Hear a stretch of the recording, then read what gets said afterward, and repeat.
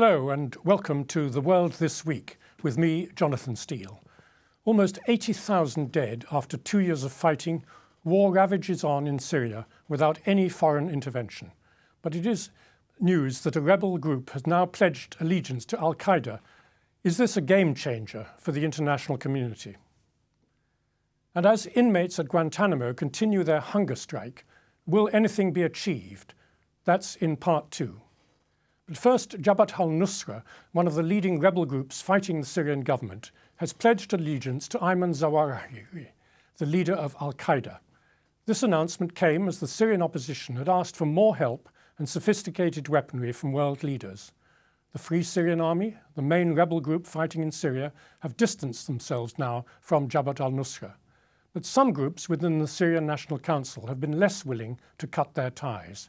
Here's Alex MacDonald with more.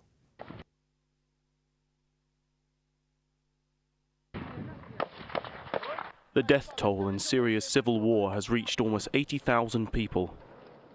Public opinion in the West up until now has tended to side with the rebels against Bashar al-Assad's repressive regime. However, there are now worries that one rebel group's declaration of loyalty to Al-Qaeda might scare away some of the support they so badly need. Jabhat al-Nusra are accepted by many as the best equipped and best trained combatants in Syria. Composed of fighters who cut their teeth in Mali, Libya and Iraq, they pledged their allegiance to Al-Qaeda's leader Ayman al-Zawahiri on Wednesday. هذه بيعة من أبناء جبهة النصرة ومسؤولهم العام نجددها لشيخ الجهاد الشيخ أيمن الظواهري حفظه الله فإننا نبايع على السمع والطاعة في المنشط والمكره والهجرة والجهاد وألا ننازع الأمر أهله إلا أن نرى كفرا بواحا لنا فيه من الله برهان. In spite of this, questions have been raised as to the real relevance of this declaration. There is much ambiguity about Al-Qaeda's structure, and some question how genuine a player it is on an international level. The confusion has been furthered by the leader of Al-Qaeda's affiliate in Iraq, Abu Bakr al-Baghdadi, suggesting a unification of the Iraqi and Syria Al-Qaeda, a claim Abu Muhammad al-Jawlani, the leader of al-Nusra, has apparently rejected. The Jabhat al-Nusra has been designated a terrorist organization by the United States, a move condemned by others in the Syrian National Coalition. أنا رأيي أن الولايات المتحدة أخطأت في وضع جبهة النصرة في سوريا على قائمة الإرهاب. نحن نتابع الأمر في الداخل.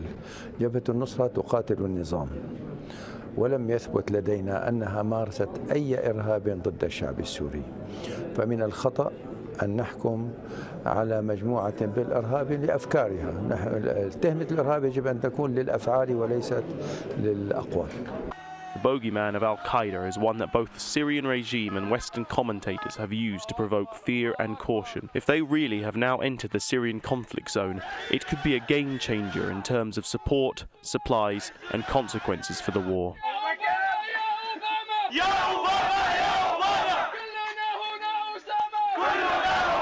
Alex MacDonald, Islam Channel.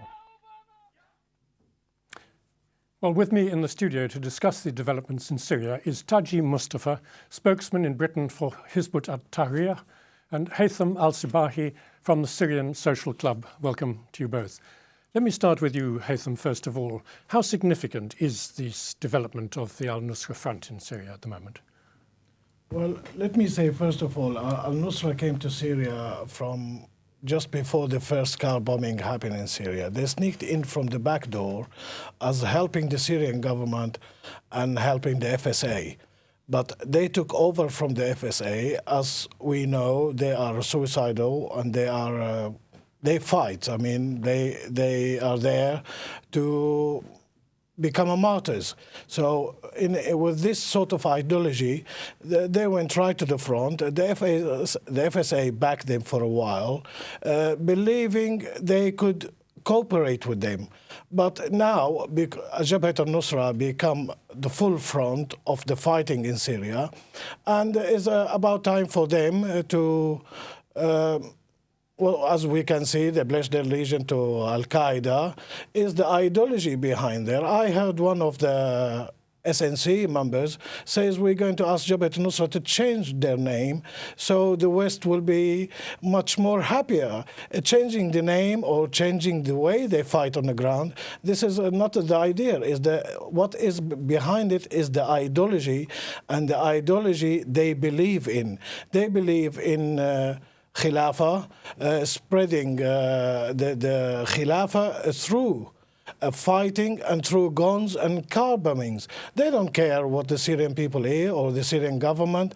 They want to control Syria, to get out from Syria to other areas in the region. And this is where is the most dangerous thing, because what President Bashar said is going to affect the other country around us. He didn't mean we're going to bomb them. He means this type of group, if they got their own way, they're going to spread terror on the whole region, Jordan, Lebanon, Turkey, Iraq, going even to Saudi and Qatar, and on the whole area. Well, let me come to you, Taji Mustafa. I mean, it's true, isn't it, that they are a major threat because of their links with Al-Qaeda, which they've admitted. I think we have a situation here where a boogeyman has been raised. This is a sideshow. Jabhat al-Nusra is on the ground, but to say that the only group fighting in Syria, to say that the people fighting in Syria, the bulk of them are Syrians, the bulk of them are people who rose when this murderous regime started to fight people who rose up peacefully at the onset. Now, when a regime started to fight and bomb and kill people, Islamically, what does Islam say? That people should defend themselves. And that's what you found. Today on the BBC, Jeremy Bowen he interviewed people from the Liwa of Islam in Damascus. And he said, "Are you Al-Qaeda?" They said, "We're not Al-Qaeda." The gentleman said, I'm a major from what is the Syrian army.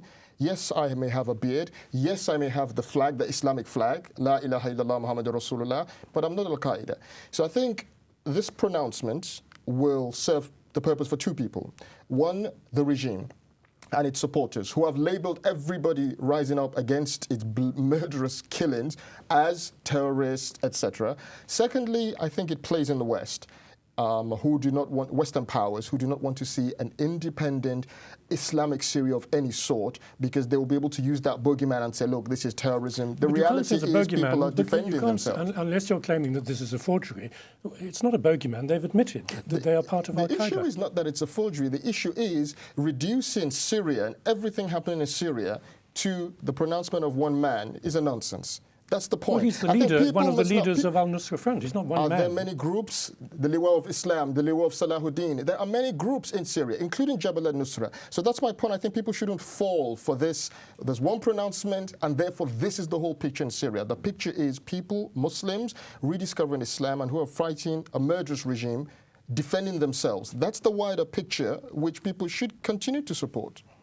Well, isn't it true that people did rise up against the government of President Bashar peacefully at the beginning? There wasn't any of this Islamist jihad business, but it was because of President Assad's mistakes in reacting to the peaceful protests that these people have had a chance to come in, isn't it? There was some movement at the beginning asking for reform, and we are, as a British also, as a Syrian Social Club, we ask the government for reforms, and this is our slogan. We want a reform, not a change. But when there is, what we said in the beginning, there is other hands start to get into it. And this is where is the dangerous, where the people who came out and they want to reform and they want a better life, and they want more freedom, more democracy, some people went out with the personal issues. We all agree with them. But when other hands start to get in and play on the ground, this is where the dangerous is. I mean, I remember when the Syrian government and the Jabhat al-Nusra announced the first bombing, everybody says there is no such a thing as a Jabhat al-Nusra. Jabhat al-Nusra is made by the government. And I must say there is more than Liwa al-Islam, more than what you call it, Al-Farouq, Umar bin Khattab brigades. There is thousands of brigades in Syria. Everybody, some of them, they were criminals before. They try to get guns, form a group of 10 or 15 people, and pledge their, what you call it, alliance with somebody who's like Liwa al-Islam or a bigger, and this is not controllable people. And why is the scenario? It's people resisting brutal regime. Islamically, Muslims, when they see somebody killing the regime, it's very natural they came to support their brothers and sisters. We do not want the Libyans and the Tunisians and the Egyptians and the Saudis and the Turks and the Chechens and the Afghans to come to claim something for the Syrian people. We are in Syria. We have a long history, as Mr. Steele knows, we live together. We do not want sectarian issues. Bashar al-Assad is the one who is fostering sectarianism, killing people. Listen to me. Bashar al-Assad is a part of a government. It's a huge government. In the Syrian government, there is the Sunnis, there is the Alawis, there is the Shia, there is the Yazidis, there is the Christians, there is everybody. This is how Syria made. My neighbors, I never asked them who they are. But at the moment, a tribe like Jabhat al-Nusra try to raise sectarians, try to say, I am a Muslim Sunni, but I am in their law, I should be killed. Let me tell you something, because I am classified as I returned in Islam. But the Christians, he has to pay a jizya. This type of ideology we do not want in Syria. Yes, there is a problem in Syria, but we want to live together. We want to take the country to a different level in the Middle East. Well, let Taji have a chance to come back to that. There's a few points here. One is to say that Bashar al-Assad is bringing a better future, will reform, is simply saying Bashar al-Assad should stay. Bashar has done what his father did.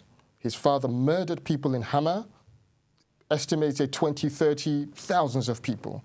So today when people rise up, they're rising up against a regime which is illegitimate, a regime which is fighting its own people. Does that have legitimacy? It does not. And Islamically, it does not. So for people to resist a brutal regime, which they started to resist peacefully at first, for people now to defend themselves is very natural. For people to call for Islam, I think this is the bogeyman in the room. The people in Syria are predominantly Muslim, have a great Islamic history. The Khilafah, the Caliphate was there. So Islam is in their blood. Now, when you start to fight and kill Muslims, it's very natural they will call for Islam. Ya Allah, malna ghairak, ya Allah. It's very natural they will call for Islam as being a predominant part of the future for this land. The West finds that a problem, and Bashar finds that a problem. Yes. I think we should not shy away from being very frank that what will bring stability, what allowed Christian, Muslim, Sunni, Shia to live in harmony in this blessed land was under the Islamic rule. Yes, but these people who are Muslims, Sunni Muslims, they don't want an Islamic state, most Syrian Muslims or Sunnis. And then what about the Shia? What about the Christians? I mean, the Al-Qaeda people, to whom al-Nusra has now pledged allegiance, call Shia takfiri. They're not in favor of Christians. I mean, what are those kind of people do if al-Nusra ever comes to power? 2 points. Number one, to say that this statement represents the whole of the Muslims in Syria, again, as I said, is a sideshow. The Muslims here have a long history of Islam. No, but let's deal with it. Bear with me. Al-Qaeda is against Shia. There is an assumption Sunnis and Shia live together. What's the problem with that? Under the Khilafah, under Islamic rule, Sunnis, Shias, Christians, the Christians who are in Egypt today, the Christians in Palestine, the Christians in Syria today lived under Islamic rule. If Islamic rule was so murderous and was not have a political system to unite people as citizens, they live as citizens, their rights are guaranteed. That's the future that we call for. But why has Al-Qaeda in Iraq been killing Shia? You need to ask Al-Qaeda in Iraq. A lot of Muslims, they're also now linked to the al-Nusra Front. Very clear. A lot of Muslims very, very clear that they disagree with those sentiments. And I think that the danger in the West is to characterize the position of every Muslim as that. That is not the case. Muslims coexist. No, we have a long history. We're not talking about Muslims as a whole. We're talking about al-Nusra Front, who are now linked to Al-Qaeda, who call Shia takfiri, and whose colleagues in Iraq have been murdering Shia in the thousands. Okay. Are they the only ones in Syria today?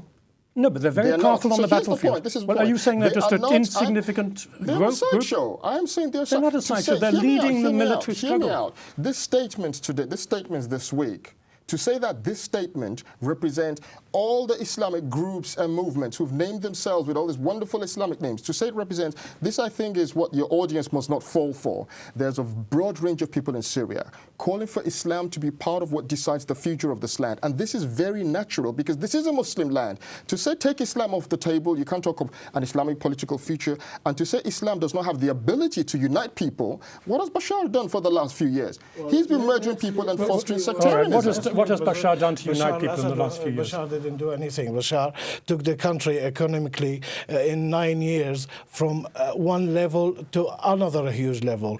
And this is why I support the government. Okay, let's talk about the Khilafah here and Jabhat al-Nusra. Let's talk about the Khilafah and Jabhat al-Nusra. Why don't you go to Mecca and Medina and start this al-Khilafah from Mecca and Medina, and I will follow you at that time. You know, why do you want to have al-Khilafah and destroy Syria, which a country has a special mosaic and a special people, all different sectors and different religion living in harmony? There is a Saudi there, Saudi Arabia. There's the base of Islam of Mecca and Medina. Why these people, they don't go and start from Saudi there?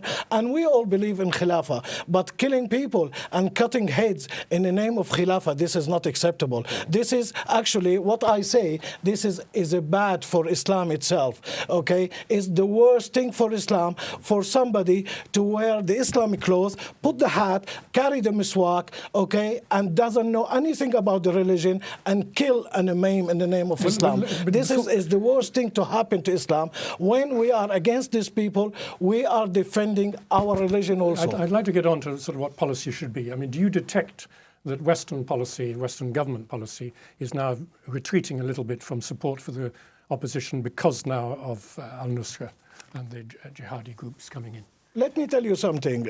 A media group, which well known of other televisions and satellite television, played a big part of, I believe, in fooling the Western countries.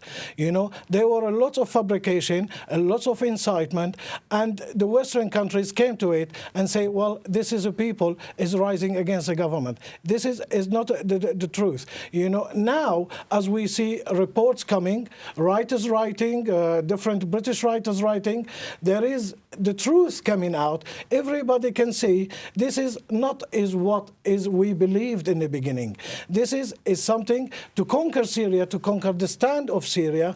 But just at this very moment, yes, Britain and France are talking about giving extra arms to the opposition, so they're not retreating. Because they supported these groups for a long time. They're playing the product in a pragmatic way now, not to anger this group, and in the same time keep the international politics, put it that way, is going, because we know there is an international, is United Nations involved in it, Security Council involved in it.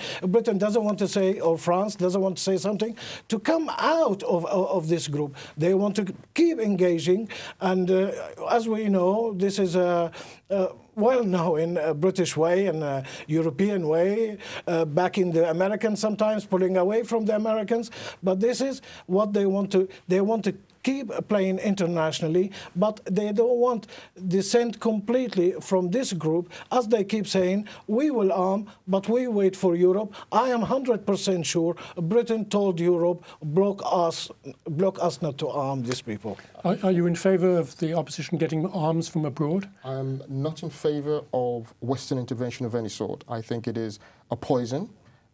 This is a Muslim land. The Syrians have risen up. The Syrians will finish this. And the example of what has happened in Iraq, Afghanistan, British troops are still killing people in Afghanistan. The idea that this colonial power, the US, who backed Bashar, Bashar al-Assad, Syria was a rendition. Maher Arar is well known to many of the viewers. Canadian citizens sent to be tortured in Syria. The British, Haig, they all met Assad. They called him a reformer. So the idea that the Western governments want to back an Islamic feature, any of the Islamic groups sincerely on the ground, is a nonsense. They are trying to back the SNC, an external opposition. So what we have in Syria is we have a division here. The SNC does not have people on the ground.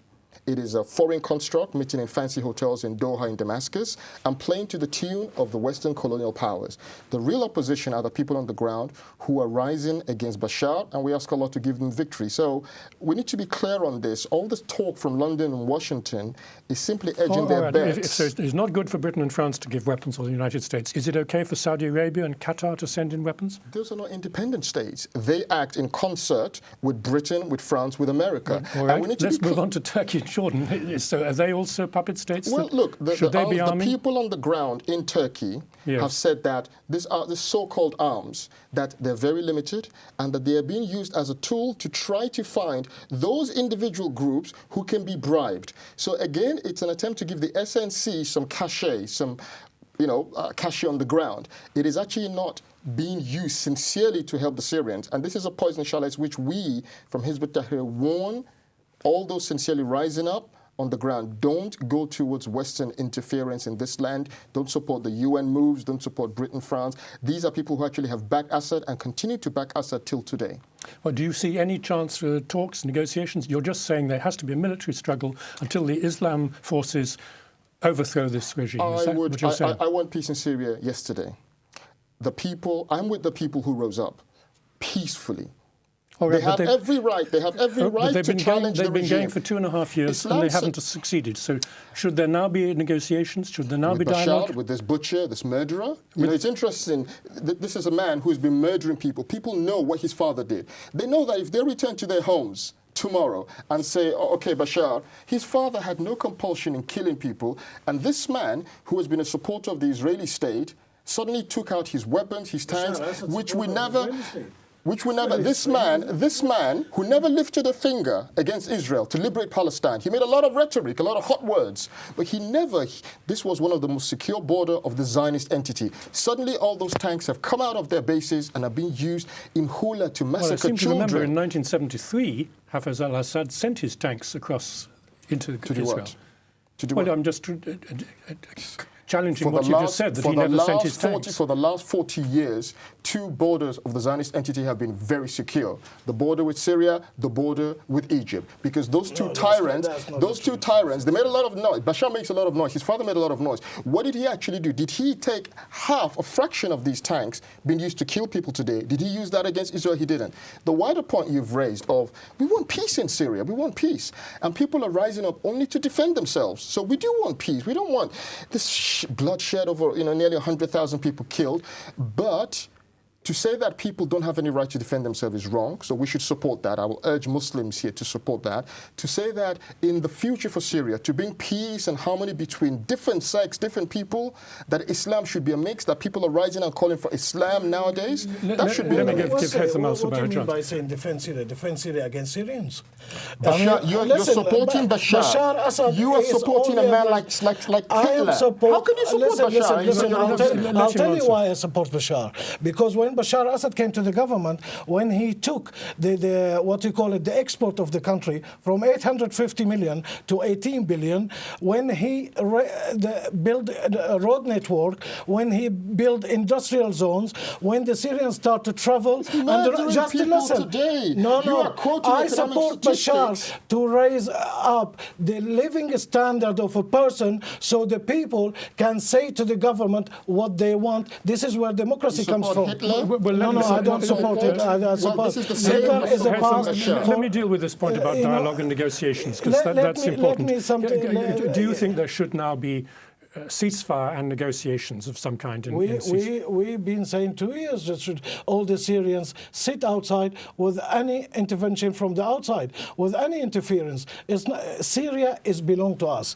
This soil, we belong also to this soil. We are not going to let anybody put their fingers there. Who comes from outside? And you're talking about Turkey. Turkey allowed a terrorist who they are on the terrorist list and not our terrorist list, is United Nations terrorist list, to come to Istanbul and to cross from Turkey to the south border to cross to Syria. Why would a country without an agenda will allow such a thing? Not one person, is thousands of them, not two people. That's an agenda for Turkey, for the old Ottoman against Syria. All of these regimes have an agenda. Their agenda is dictated by Western powers. Turkey, Qatar, Saudi do not act independently. We want a Syria that acts independently, a Syria that is free from this Western interference, a Syria where there is peace, a Syria that is not controlled by a gang, the Assad family, and that has to be what we want, which will be an Islamic future that will bring peace in this land. I'm sorry we've run out of time. I think you've made your points very clearly, and thank you very much for an extremely lively and important discussion. Thank you. And when we come back, we'll be talking about the hunger strike in Guantanamo. Stay with us.